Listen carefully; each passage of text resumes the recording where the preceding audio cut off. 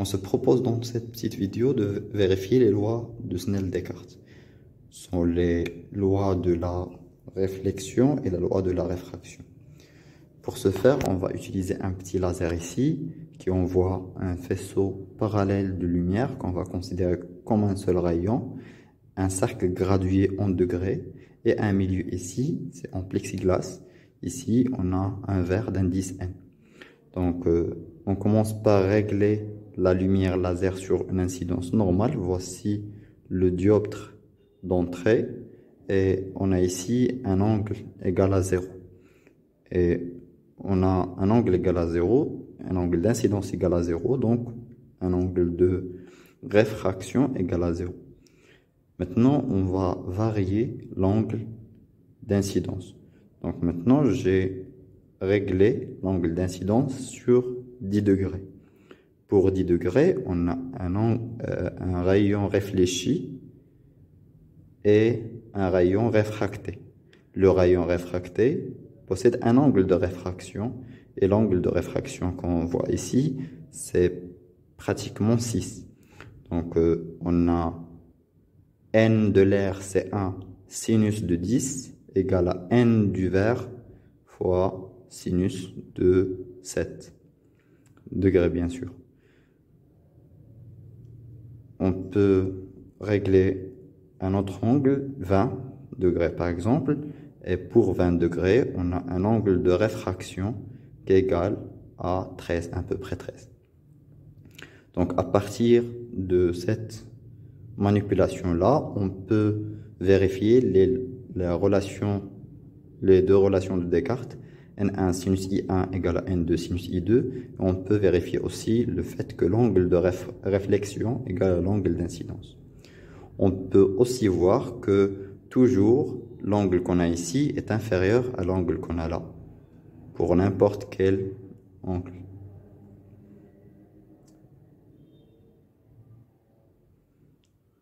Donc, voici les différentes parties de cette manipulation. Maintenant, on va tourner le dispositif tel que on commence par une propagation dans le milieu d'indice n, puis la propagation dans l'air. Et dans cette situation-là, je vais régler une incidence normale. Donc, mon incidence est ici normale, mais là, j'ai pas 0. Donc, je vais incliner un peu ce milieu-là pour avoir un 0 là. Et maintenant, je vais choisir un angle d'incidence. Donc, voici un angle d'incidence 20. Donc, j'ai 20 comme angle d'incidence. Le rayon ne change pas de direction ici, car ceci, c'est un dioptre sphérique. Et le dioptre sphérique, voici son centre. Donc, c'est une incidence normale, car la normale ici, c'est vers cette direction-là. Et donc, on a une incidence normale là, donc il pénètre dans le milieu. Et puis, l'angle d'incidence, c'est toujours 20. L'angle de réflexion, c'est aussi 20. Et l'angle de réfraction, c'est supérieur à 20. On a un angle de à peu près 30 ici. Donc, on a n du verre fois sinus de 20 égale à n de l'air. Donc, c'est 1 sinus de 30. Donc, ce qui permet de trouver n. On peut choisir un angle de 30. Pour un angle de 30, on constate que l'angle de réfraction, c'est à peu près 46.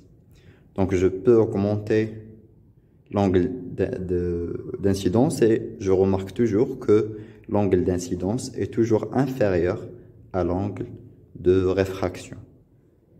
Et je constate que au bout d'un certain angle, à peu près 43, 44, on n'a pas de rayon réfracté. La lumière qu'on a ici, c'est une lumière diffusée et non pas une lumière réfractée. Donc, on n'a pas le rayon réfracté, mais on a une réflexion totale. Donc, à partir de cette réflexion totale, on peut déterminer l'angle limite de la réflexion totale. C'est l'angle qu'on a ici, c'est à peu près 42. Donc, on a n fois sinus de 42 égale à 1, car l'angle ici est supérieur à, et à peu près égal à pi sur 2. Donc, c'est le phénomène de réflexion totale qu'on peut trouver lorsqu'on passe d'un milieu réfringent,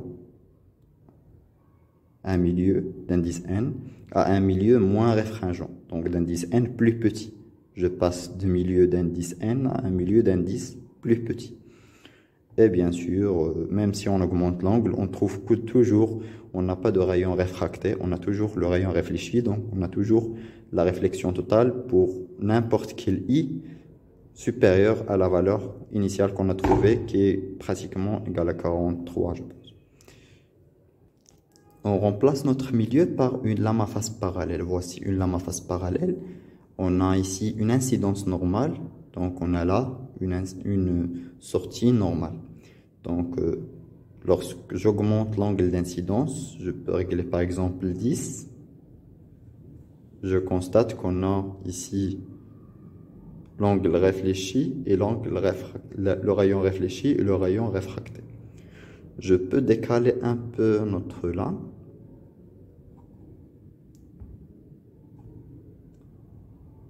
Et on constate toujours que ce rayon-là, c'est parallèle à ce rayon.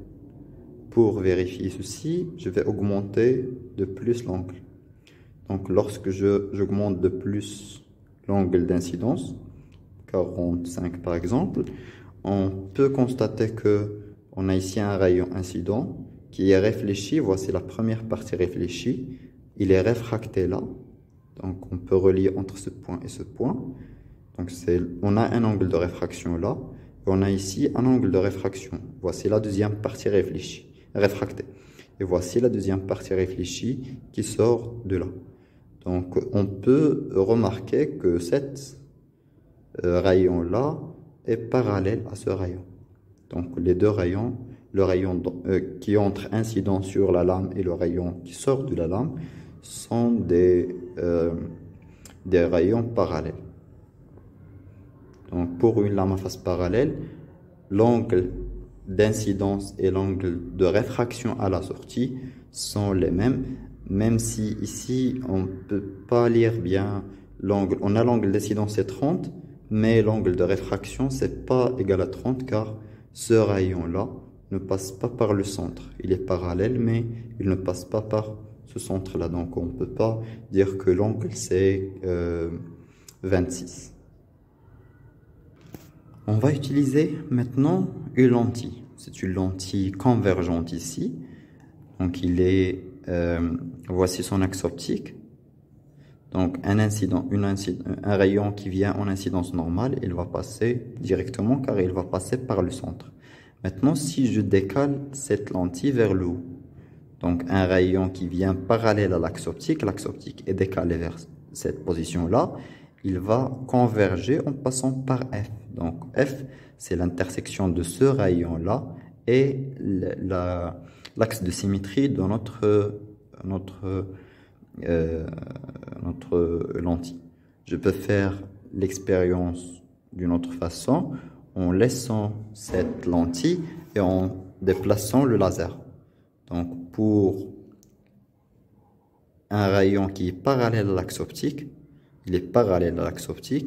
il va être dévié de telle sorte à rencontrer l'axe optique à un point F. De même, si on utilise un autre rayon en bas, donc il est dévié dans l'autre direction et l'intersection c'est F'. Et je peux construire un rayon qui est parallèle, qui sort parallèle à l'axe. Voici un rayon pratiquement. On a ici des phénomènes de diffusion qui rend le rayon sortant comme ça. Donc ici, on a le point de rencontre de le rayon incident avec l'axe optique, c'est F. Et le rayon qui passe par F, il sort de la lentille parallèle à l'axe optique. On peut aussi utiliser un miroir pour vérifier les lois de la réflexion. Pour un miroir, on peut prendre par exemple un angle de 20, un angle d'incidence de 20. On a ici un angle de réflexion de 20. 30, on trouve 30, etc. Donc on peut vérifier bien que toujours la loi de la réflexion est vérifiée pour un miroir plan comme ça. D'autre part, on a ici une lentille divergente. Lorsque le rayon est confondu avec l'axe optique, on a un passage normal. Mais si on décale notre rayon vers le bas ou vers le haut, le rayon se décale vers le bas en s'éloignant de l'axe optique. Le prolongement de ce rayon-là, l'intersection du prolongement de ce rayon avec l'axe optique nous donne f' de la lentille divergente. On peut faire la même chose en haut aussi. Donc on a toujours une divergence de rayon. Donc le rayon est parallèle à l'axe, il sort de telle sorte à avoir une divergence positive. Donc je peux construire un rayon qui sort parallèle à l'axe en prenant un angle dont le prolongement va passer par F. Donc F il est là. Prolongement de rayon incident va donner F de la lentille. C'est l'intersection de ce rayon avec l'axe optique.